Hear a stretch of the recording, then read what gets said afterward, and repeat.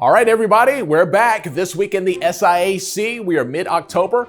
The hunt for football championship clearly underway. We have pretenders. We have contenders. Not a lot of time to switch sides, all right? But some games are a championship within themselves, no matter the record. For example, Morehouse, Tuskegee, they've been playing for over 100 years. Neither team off to their best start ever in the history of ever this year, but that did not matter this past Saturday night. New City, Birmingham, under the lights. Highlights brought to you by Academy Sports and Outdoors. Let's go to James Verrett, Tyrone Poole. They were on the call and they have the recap. First half highlights, a high snap, and Fernando S. De La Mora has to kick it out of the back of the end zone for a safety, and then it was defense, Darian Pittman with an interception, which leads to a Michael Sims touchdown run to get them on the board. But then Tuskegee would come back and fumble the ball away, recovery by Morehouse, and they would kick a field goal that would be shanked, no good, but then Tuskegee would finally find a way. They find their favorite receiver, Hodges, and then they find one of their tight ends, Alexander Mitchell, for his first touchdown of the season. A long field goal by S. De La Mora for the second time. Yes, it's good. Second half, it was right there. Big plays by special teams and defense on both sides of the ball, but then it was a big boink right off the head, recovery by Morehouse, and then that ground game would take over, Tyrone. Yeah, ground game takes over. Again, you see Tuskegee able to throw the ball deep, try to get themselves back in the game. Right here, Tuskegee happy, comes back, didn't quite come up with the 2-point conversion there. Throwing the long pass would finally come through for Morehouse, and in the back of the end zone, they would find a receiver, and there's the shimmy from the tight end. Defense would play big, get another turnover, and then an easy run by Davis as they walk in. Well, I tell you what, it was a very sweet victory. I mean, I'll tell you now, we've gone through the university of adversity this year, and nobody knows it better than the young men in the room. And I had a conversation with our quarterback, Mike Sims. I think you guys asked me a question during one of the prelim interviews, and the question was, how do I feel about Mike? Do I think it was time for a change? I told Mike Sims, I said, hey, look, you and I are joined at the hip. And Mike knows that. Mike looked me right in my eyes. He said, Coach, I'm not going to let you down.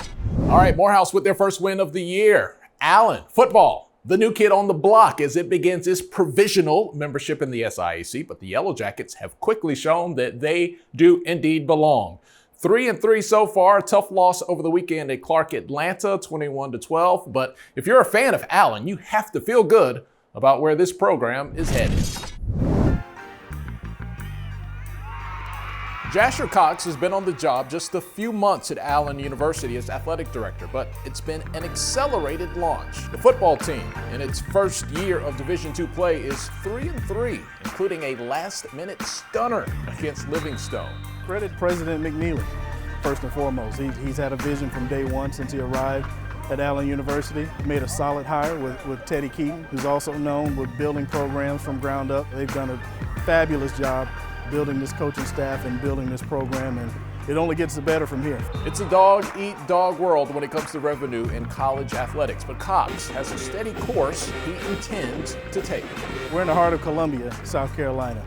And we've got a big dog right there in the city that's just a couple of miles from us, from the University of South Carolina. Everybody wants to generate revenue, right? But before you can get to that point, you can't be always hungry to be revenue driven. You got to be community driven. So the first thing we want people to know is that we welcome you to Allen University. We want you to see what we're trying to build. We want you to not just check out a football game at Allen University, but we want you to see men's and women's basketball. We want you to see women's soccer, which is a starter program.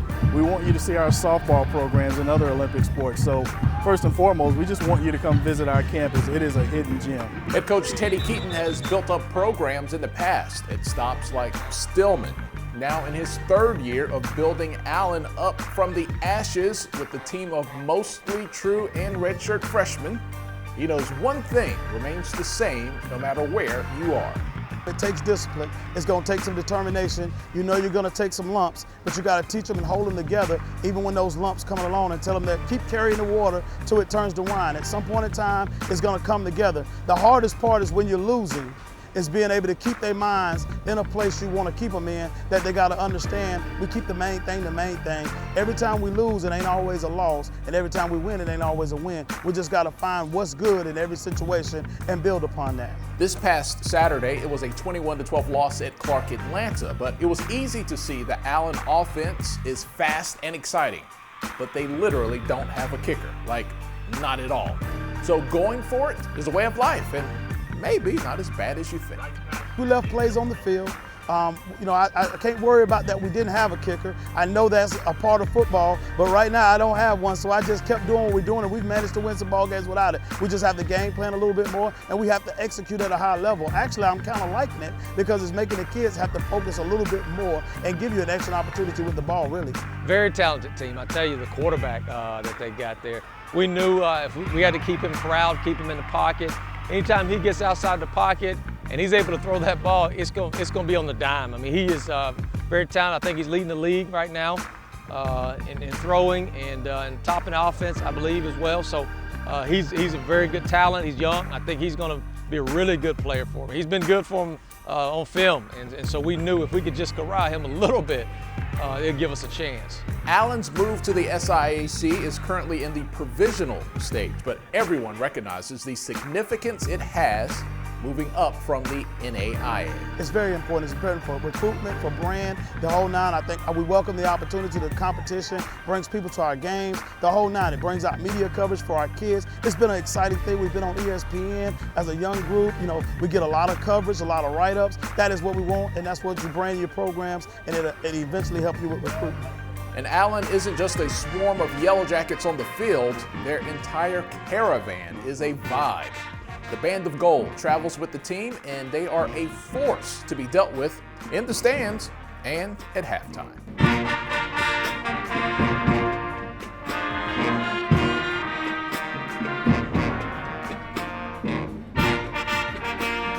The Band of Gold is legit, and so when you see Allen University football on the road, you're going to see the Allen University Band of Gold. We're a production, and our fans follow us. They're faithful. We couldn't ask for a better scenario, that's for sure. Who doesn't love football, right? So they're thrilled to have it. And we've given them something to cheer about. When Allen comes to your city, be ready for some smooth grooves and one hell of a dogfight. In Atlanta, Tolly Carr, HBCU Game Day.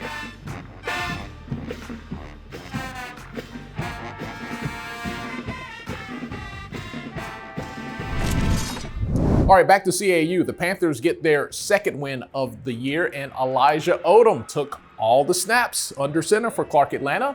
And Coach Bowens understands that time still exists for CAU to get it together in the SIAC East.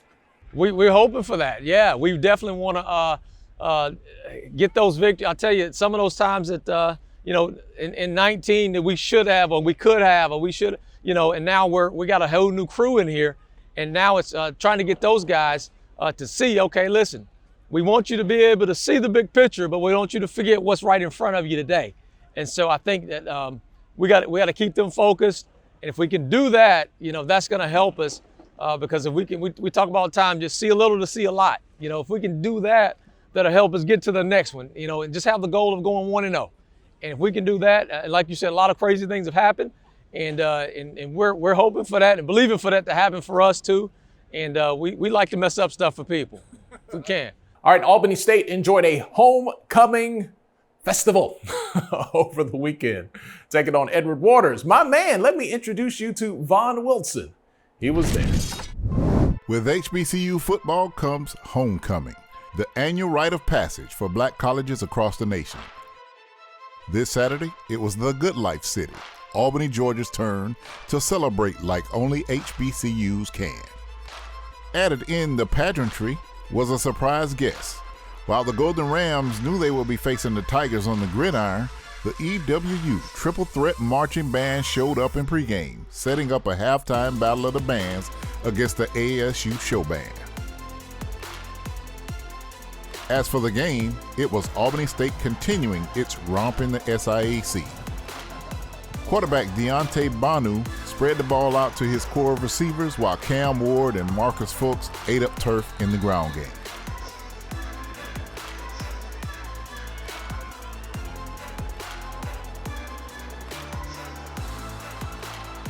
Coach Gabe Gardenia has a team loaded with talent, and homecoming would bring no different an outcome. Toriano Morgan's Tigers put up a fight, but the Golden Ram defense led by Stephen Pierre was just too much for Brian Jenkins' offense. It was homecoming, so alumni, students, and fans all had a good time in the stands.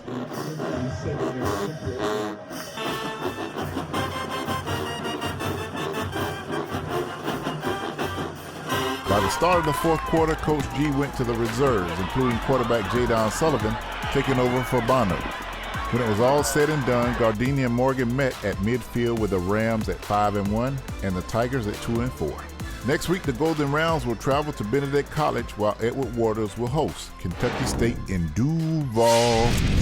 All right, Benedict and Miles didn't count as an SIAC win, but it was a dub nonetheless for the Tigers. Freshman quarterback Xavion Foster saw his first action of the year. He was in for injured Eric Phoenix, but Foster was all the fire that Benedict needed. The Tigers jumped out to an early 14-0 lead. Miles came storming back, pulled it within 21-17, about 4:30 left in the game, but Foster and Omarion Coleman connect on the game-winning drive, a 1-yard touchdown run, just 19 seconds to go. Tigers win it 24-21.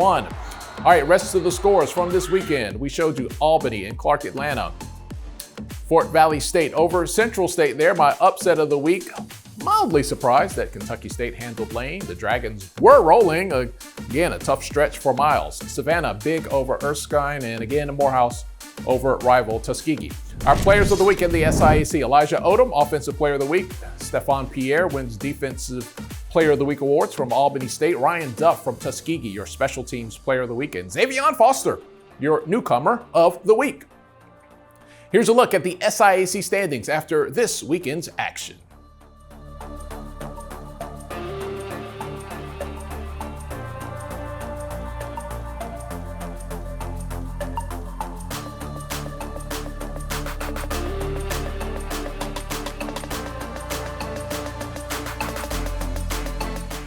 Okay, on to the games on deck for Week 7. Tuskegee at Central State, Kentucky State and Edward Waters, Resurgent Benedict and Albany State, Fort Valley and Morehouse.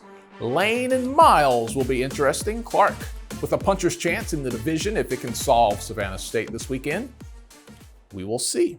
All right, some exciting volleyball over the weekend. Central State put a little bit of a scare in the current queens of the throne in women's volleyball, Spring Hill. Over the weekend, the Marauders, the Lady Marauders, they won the first set in the match before Spring Hill came storming back to win the next three. They were all close. Spring Hill remained 16-0 in conference. Central State, though, enjoying a resurgent year under first-year coach Ray Lewis. I think it comes down to just simple execution of scouting reports, and our players have worked really hard to be more and more disciplined, and you've seen it in our win-loss record recently as we're just executing at a much higher level than we were even a few weeks ago. So it's just going to come down to some simple discipline things and being able to execute our game plan. I really believe that if we play our game the way we want to, the opposing team won't matter.